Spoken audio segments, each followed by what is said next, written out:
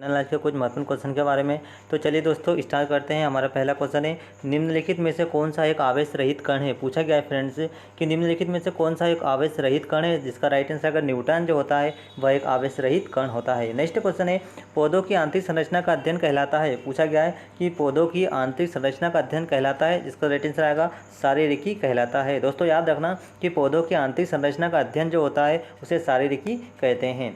Next question है, निम्न में से किस रंग का अपवर्तनांक सबसे अधिक होता है। पूछा गया है निम्न में से किस रंग का अपवर्तनांक सबसे अधिक होता है। इसका राइट आंसर का बैगनी रंग का जो अपवर्तनांक होता है वह सबसे अधिक होता है।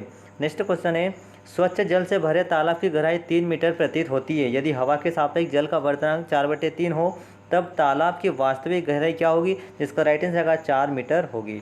नेक्स्ट क्वेश्चन है, लेंस की क्षमता का मात्रक क्या है। पूछा गया है कि लेंस की क्षमता का मात्रक क्या है फ्रेंड्स। इसका राइट आंसर का लेंस की क्षमता का जो मात्रक होता है वह होता है डायोप्टर होता है। नेक्स्ट क्वेश्चन है, रडार की कार्यप्रणाली निम्न सिद्धांत पर आधारित है। पूछा गया है कि रडार की कार्यप्रणाली निम्न सिद्धांत पर आधारित है। इसका राइट आंसर का रेडियो तरंग की परावर्तन के आधार पर रेडियो की कार्यप्रणाली सिद्धांत है। राइट आंसर का रेडियो तरंगों का परावर्तन।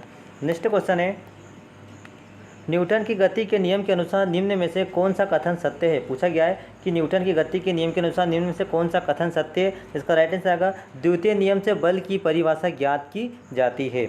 नेक्स्ट क्वेश्चन है, किसी पिंड के उस गुणधर्म को क्या कहते हैं। पूछा गया है कि किसी पिंड के उस गुणधर्म को क्या कहते हैं जिससे वह सीधी रेखा में विराम या एक समान गति की स्थिति में किसी भी परिवर्तन का विरोध करता है। वह कौन सा नियम होता है। जिसका राइट आंसर का जड़त्व का यह नियम कहलाता है।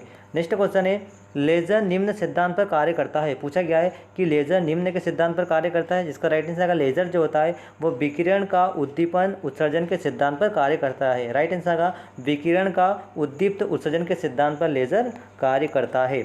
नेक्स्ट क्वेश्चन है, दलदल में फंसे व्यक्ति को लेट जाने की सलाह दी जाती है क्योंकि क्षेत्रफल अधिक होने से जो दाब होता है वह कम हो जाता है। राइट आंसर आएगा कि क्षेत्रफल अधिक होने से दाब कम हो जाता है, इसीलिए दलदल में फंसे व्यक्ति को लेट जाने की सलाह दी जाती है। नेक्स्ट क्वेश्चन है, बर्फ़ के टुकड़े को आपस में दबाने पर टुकड़े आपस में चिपक जाते हैं क्योंकि क्या कारण है। इसका राइट आंसर आएगा दाब अधिक होने से बर्फ़ का गलनांक कैसा हो जाता है, घट जाता है। राइट आंसर आएगा कि दाब अधिक होने से बर्फ़ का गलनांक घट जाता है। नेक्स्ट क्वेश्चन है, मोटर कार में शीतलन तंत्र किस सिद्धांत पर कार्य करता है। पूछा गया है कि मोटर कार में शीतलन किस सिद्धांत पर कार्य करता है। तो राइट आंसर आएगा केवल संवहन के सिद्धांत पर कार्य करता है।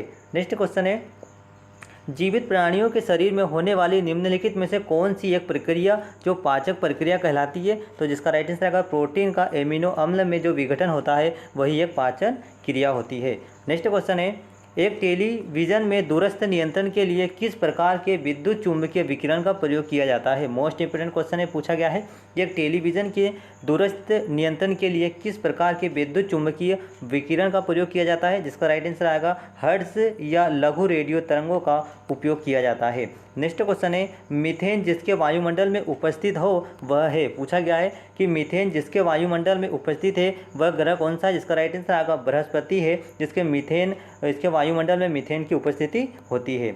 नेक्स्ट क्वेश्चन है, प्रोटीन के पाचन में सहायक एंजाइम कौन सा है। पूछा गया है कि प्रोटीन के पाचन में सहायक एंजाइम कौन सा है। जिसका राइट आंसर जो ट्रिप्सिन होता है वह प्रोटीन के पाचन में सहायक एंजाइम होता है। राइट आंसर आएगा ट्रिप्सिन।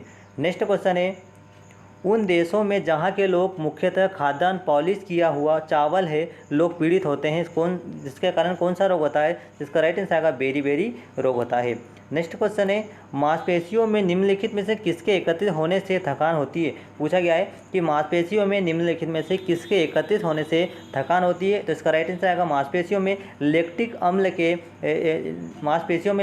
अम्ल के जमा होने के कारण या एकत्रित होने के कारण मांसपेशियों में थकान होती है। नेक्स्ट क्वेश्चन है, प्रकाश वर्ष होता है। पूछा गया है कि प्रकाश वर्ष होता है। तो इसका राइट आंसर का जो प्रकाश वर्ष होता है वह एक वर्ष में प्रकाश द्वारा तय की गई जो दूरी होती है वह प्रकाश वर्ष कहलाता है। नेक्स्ट क्वेश्चन है, समुद्र की गहराई नापने के लिए कौन सा उपकरण प्रयोग किया जाता है। पूछा गया है कि समुद्र की गहराई नापने के लिए कौन सा उपकरण प्रयोग किया जाता है। जिसका राइट आंसर आएगा फेदोमीटर का उपयोग किया जाता है।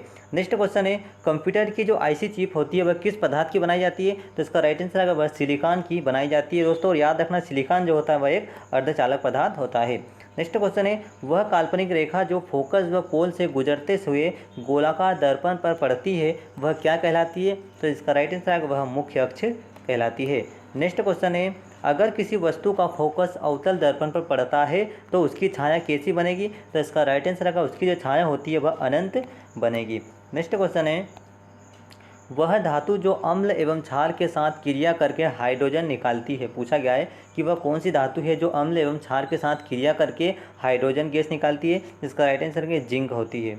नेक्स्ट क्वेश्चन है जीव विज्ञान शब्द का प्रयोग सर्वप्रथम किसने किया था? मोस्ट इंपोर्टेंट क्वेश्चन है। पूछा गया है कि जीव विज्ञान शब्द का प्रयोग सर्वप्रथम किसने किया था? तो राइट आंसर आएगा लेमार्क एवं टेबेरनेस ने जीव विज्ञान शब्द का सबसे पहले प्रयोग किया था। नेक्स्ट क्वेश्चन है कार्य का मात्रक क्या है? पूछा गया है कि कार्य का मात्रक क्या होता है? तो इसका राइट आंसर कार्य का जो मात्रक है वह होता है जूल। नेक्स्ट क्वेश्चन है प्रकाश वर्ष इकाई है। पूछा गया है कि एक प्रकाश वर्ष किसकी इकाई है? तो इसका राइट आंसर है जो प्रकाश वर्ष होता है वह दूरी की इकाई होती है। नेक्स्ट क्वेश्चन है एक ही प्रकार के परमाणुओं से मिलकर बना पदार्थ कहलाता है। पूछा गया है कि एक ही प्रकार के परमाणुओं से मिलकर जो बना पदार्थ होता है वह तत्व कहलाता है। नेक्स्ट क्वेश्चन है दो या दो से अधिक तत्वों के मात्रा के विचार से एक निश्चित अनुपात में संयोग करने से बना पदार्थ क्या कहलाता है? जिसका राइट आंसर आएगा वह पदार्थ जो है वह कहलाता है यौगिक कहलाता है। नेक्स्ट क्वेश्चन है फ्रेंड्स किसी ध्वनि स्रोत की आवृत्ति में होने वाले उतार चढ़ाव को क्या कहते हैं? पूछा गया है कि किसी ध्वनि स्रोत की आवृत्ति में होने वाले उतार चढ़ाव को क्या कहते हैं? तो इसका राइट आंसर आएगा डॉपलर प्रभाव कहते हैं। राइट आंसर आएगा डॉपलर प्रभाव कहते हैं। नेक्स्ट क्वेश्चन है कोई कण एक सेकंड में जितने समय कंपन करता है उस संख्या को क्या कहते हैं? तो उसे कहते हैं आवृत्ति कहते हैं। राइट आंसर आएगा आवृत्ति कहते हैं। नेक्स्ट क्वेश्चन है वायु में ध्वनि की चाल 332 मीटर प्रति सेकंड होती है। यदि दाब बढ़ाकर 2 गुना कर दिया जाए तो ध्वनि की चाल कितनी होगी? तो इसका जो राइट आंसर आएगा जो ध्वनि की चाल 332 मीटर प्रति सेकंड होगी। राइट आंसर आएगा 332 मीटर प्रति सेकंड। नेक्स्ट क्वेश्चन है निम्नलिखित में से समय का मात्रक नहीं है। पूछा गया है कि निम्नलिखित में से समय का मात्रक नहीं है। जिसका राइट आंसर का जो प्रकाश वर्ष है वह समय का मात्रक नहीं है। नेक्स्ट क्वेश्चन है पार्सेक इकाई है। पूछा गया है कि पार्सेक किसकी इकाई होती है दोस्तों? तो इसका राइट आंसर आएगा जो पार्सेक है वह दूरी की इकाई होती है। नेक्स्ट क्वेश्चन है निम्नलिखित में से कौन सी धातु होते हुए भी विद्युत का कुचालक है? पूछा गया है कि निम्नलिखित में कौन सी धातु होते हुए भी विद्युत का कुचालक है? तो इसका राइट आंसर सीसा। सीसा जो होता है वह धातु होने के साथ साथ विद्युत का कुचालक भी है।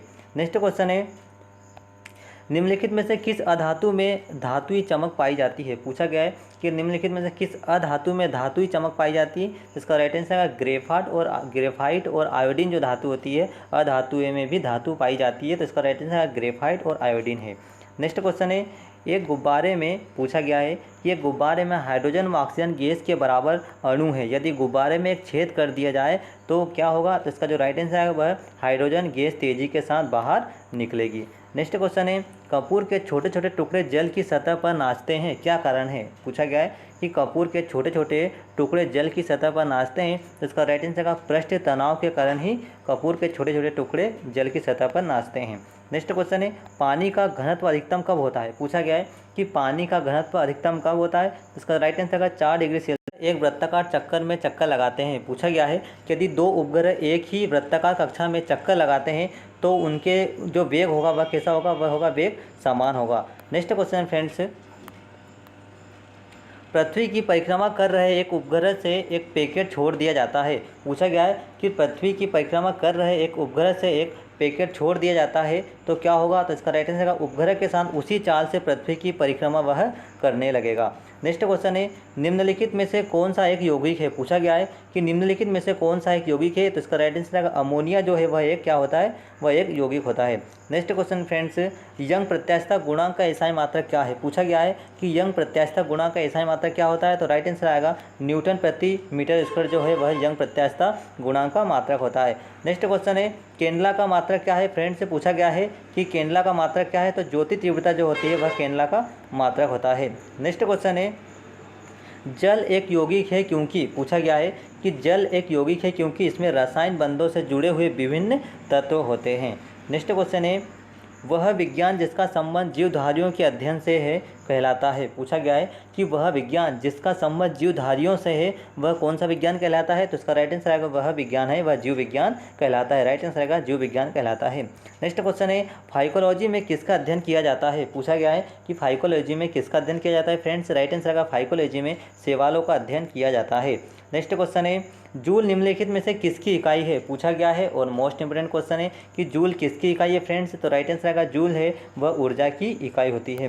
नेक्स्ट क्वेश्चन है मात्रकों की अंतर्राष्ट्रीय पद्धति कब लागू की गई। पूछा गया है कि मात्रकों की अंतर्राष्ट्रीय पद्धति कब लागू की गई, तो राइट आंसर आएगा 1971 में मात्रकों की अंतर्राष्ट्रीय पद्धति लागू की गई। नेक्स्ट क्वेश्चन है चमगादड़ अंधेरे में उड़ते हैं क्योंकि, क्या कारण है जिसके कारण चमगादड़ अंधेरे में उड़ते हैं, तो इसका राइट आंसर आएगा चमगादड़ पराश्रव्य तरंगों उत्पन्न करते हैं और उसी के कारण चमगादड़ अंधेरे में उड़ सकते हैं। दोस्तों आपको वीडियो कैसा लगा कमेंट से जरूर बताओ और आपने चैनल को सब्सक्राइब नहीं किया दोस्तों सब्सक्राइब लाइक जरूर करें। Thank you.